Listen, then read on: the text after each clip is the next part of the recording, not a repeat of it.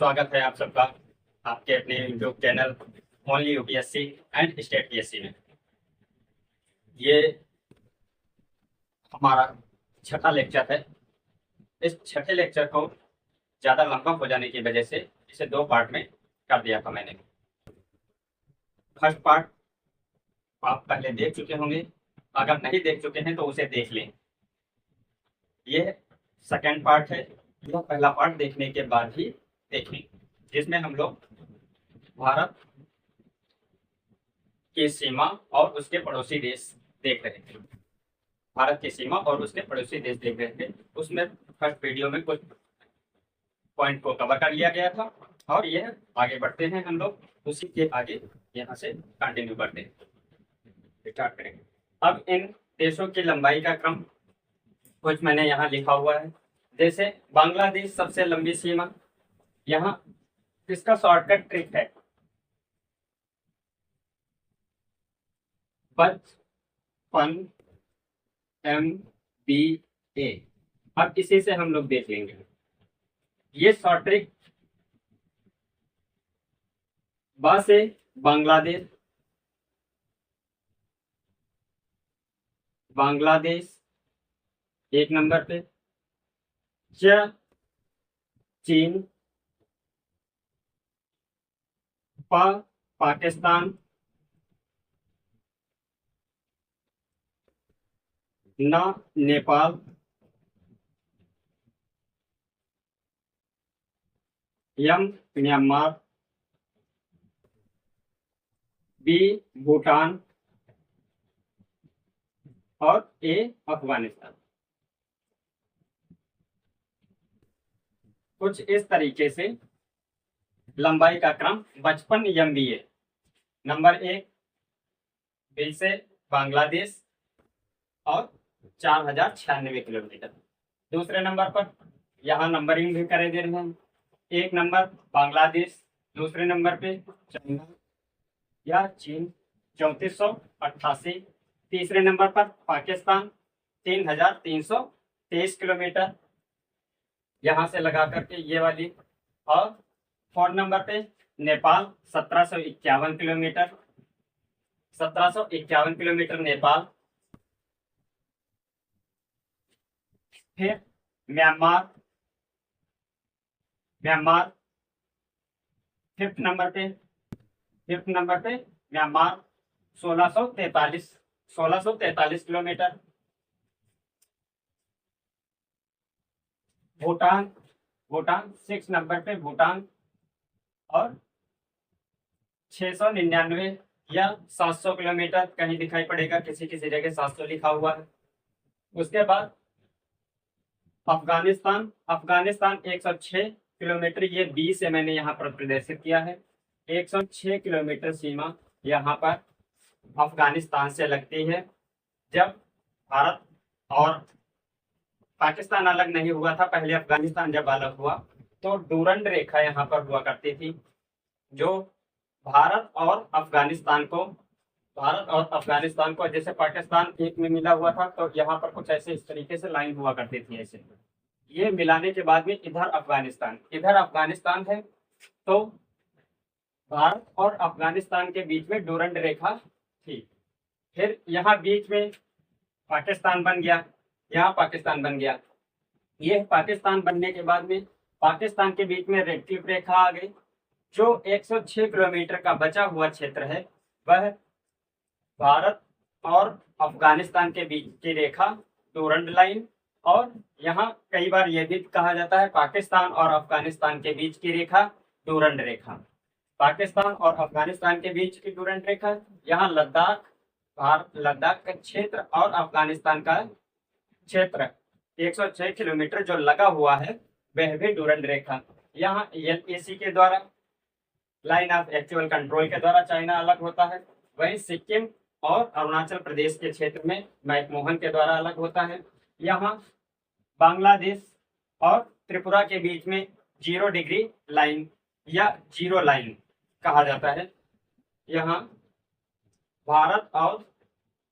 त्रिपुरा और बांग्लादेश के बीच एक छोटी रेखा है जो कुछ इस तरीके से सीधी सीधी खींची गई दिखाई पड़ती है, उसे जीरो लाइन कहा जाता है। तीन तरफ से घिरा हुआ राज्य। ये इसकी सीमा 1751 किलोमीटर नेपाल के साथ में सीमा बनी हुई है। भारत के साथ में अभी तक खैर कोई इस तरीके की सीमा का डिसाइडेड नहीं है, बस जहां हिमालय खत्म हुआ उसके बाद हमारा भारत नेपाल शुरू हो गया। इस तरीके के कोई नाम नहीं दिया गया है। ये हुए राज्य और उनके साथ में सीमा। अब एक पॉइंट हमारा छूट जा रहा है, इसी में हम लोग इसे कवर कर लेंगे, कर्क रेखा और मानक समय रेखा। स्टार्ट करें, चलो। कर्क रेखा कुछ एक 23.5 डिग्री उत्तरी अक्षांश पर खींची गई रेखा कर्क रेखा या ट्रॉपिक ऑफ कैंसर नाम से जानी जाती है। वो कर्क रेखा हम लोग अक्षांश देशांतर कई बार देख चुके हैं, जिसमें पहला चैप्टर में किस अक्षांश में कैसे पहुंचा और आज की अवस्थिति में किस अक्षांशों के बीच में पहुंचा। फिर भारत की अवस्थिति जब देख रहे थे तब मैंने बताया था कि यहाँ 8 डिग्री 4 मिनट से स्टार्ट होता है, यहाँ 6 डिग्री 4 मिनट से स्टार्ट होकर 37 डिग्री 6 मिनट उत्तरी अक्षांश के बीच में किस तरीके से अवस्थित है। यह अक्षांशों की स्थिति बार बार हम लोग देख रहे हैं, लेकिन उन्हीं अक्षांशों को हम लोग और विस्तृत रूप से आगे फिर करेंगे। ये 23.5 डिग्री उत्तरी अक्षांश रेखा, यहाँ 23.5 डिग्री नॉर्थ अक्षांश रेखा को कर्क रेखा या tropic of cancer, tropic of cancer बोलते हैं। यह भारत के यहां से हम लोग देखें, एक गुजरात, दूसरा राजस्थान, तीसरा मध्य प्रदेश, छत्तीसगढ़, झारखंड, पश्चिम बंगाल और त्रिपुरा और मिजोरम होते हुए कुछ इस तरीके से रेखा गुजरती है। जैसे 1 2 3 4 5 6 7 और 8 राज्यों से होकर के यह गुजरती है। 8 राज्यों से यह यानी कर्क रेखा गुजरती है। कई बार अलग अलग परीक्षाओं में बार बार क्वेश्चन पूछा जाता है। अभी तक स्टेट पीसीएस या कोई भी स्टेट का पीसीएस पेपर हो, इनका पूर्व से पश्चिम क्रम और पश्चिम से पूर्व की तरफ क्रम, पूर्व से पश्चिम की तरफ क्रम, या इनमें कितने क्षेत्रफल से होकर के गुजरते हैं। जैसे नंबर 1 पर यहाँ सबसे ज्यादा क्षेत्रफल इसके अंतर्गत कर्क रेखा गुजर रही है, दूसरा गुजरात के अंतर्गत आ जाता है। इसी तरीके से कुछ भी क्वेश्चन बनाया जा सकता है। तो इन 8 राज्यों के नाम आप लाइन बाई, जैसे यहाँ पश्चिम से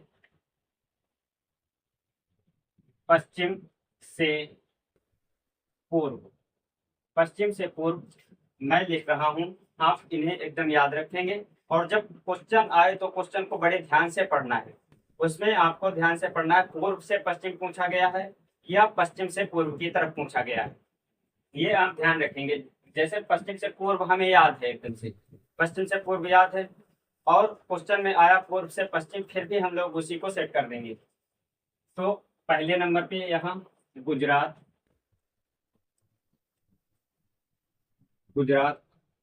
थोड़ा सा ये वाला एरिया राजस्थान,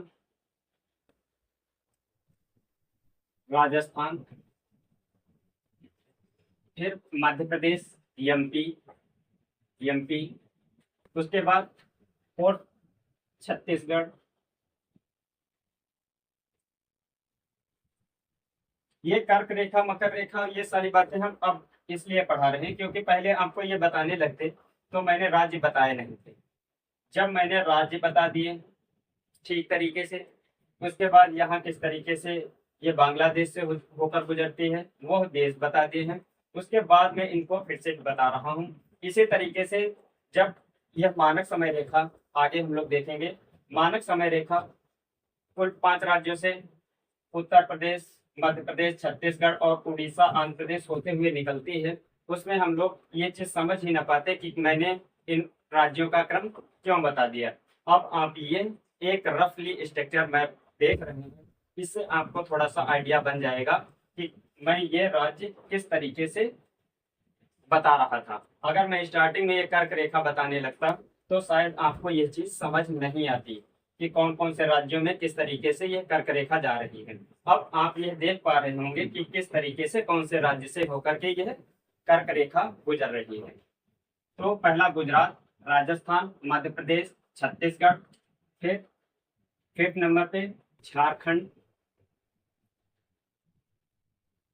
झारखंड, सिक्स पश्चिम बंगाल,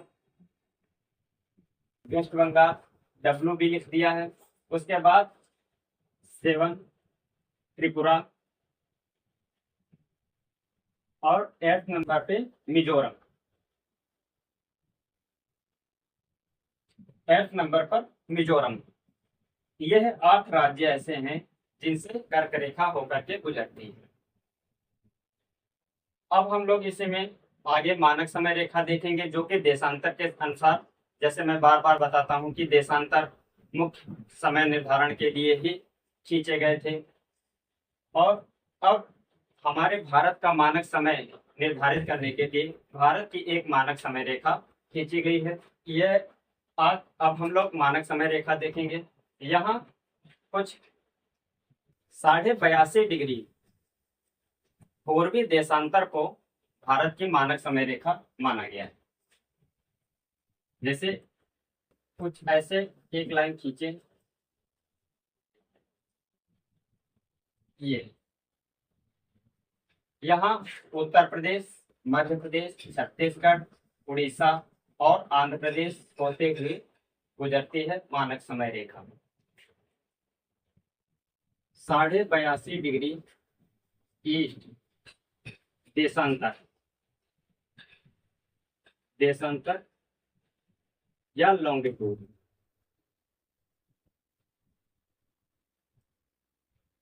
82.5 डिग्री देशांतर, जैसे मैंने बताया, खींची गई सीधी खड़ी रेखाएं, ऊर्ध्वाधर खींची गई रेखाएं देशांतर कहलाती हैं। यह समय का निर्धारण करते हैं। अब यह एक 82.5 डिग्री देशांतर रेखा खींची, जिसमें पहले हम लोग यही सेट कर लेते हैं 5 राज्य कौन कौन से हैं, जिसमें 5 राज्य कौन कौन से हैं। नंबर 1 उत्तर प्रदेश, उत्तर प्रदेश, उत्तर प्रदेश में इलाहाबाद के नैनी से होकर के मानक समय रेखा गुजरती है। दूसरा मध्य प्रदेश,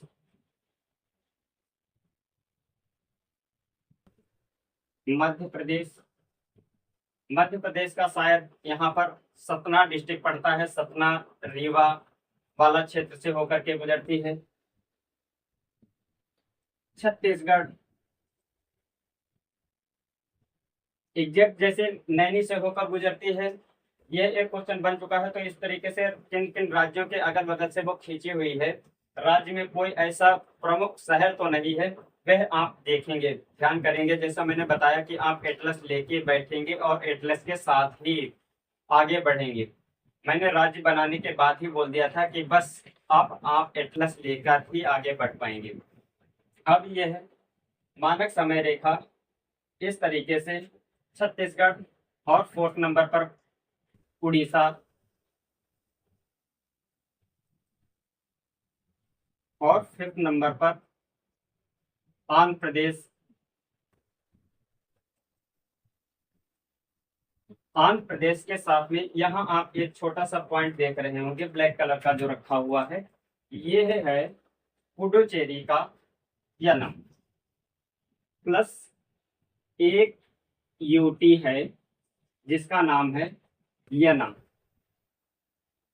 यनम पुडुचेरी का हिस्सा है, पुडुचेरी का हिस्सा है। तो 5 राज्य प्लस एक यूनियन टेरिटरी, एक एक एक UT union territory Yanam. Yanam जिला है पुडुचेरी का। तो एक यूनियन टेरिटरी पूछा जाएगा कि किस यूनियन टेरिटरी से होकर के मानक समय रेखा गुजरती है। मानक समय रेखा किस यूनियन टेरेटरी से गुजरती है? तो आप पुडुचेरी लगाएंगे। पुडुचेरी के यनम से होकर के मानक समय रेखा गुजरती है। अब मानक समय रेखा 82.5 ही क्यों रखी गई? इसके लिए इंटरनेशनल लेवल पर एक बैठक हुई जिसमें यह डिसाइड किया गया कि किसी भी देश का मानक समय 7.5 या 15 के मल्टीपल में ही होगा। 7.5 या 15 के मल्टीपल में ही होगा। क्यों?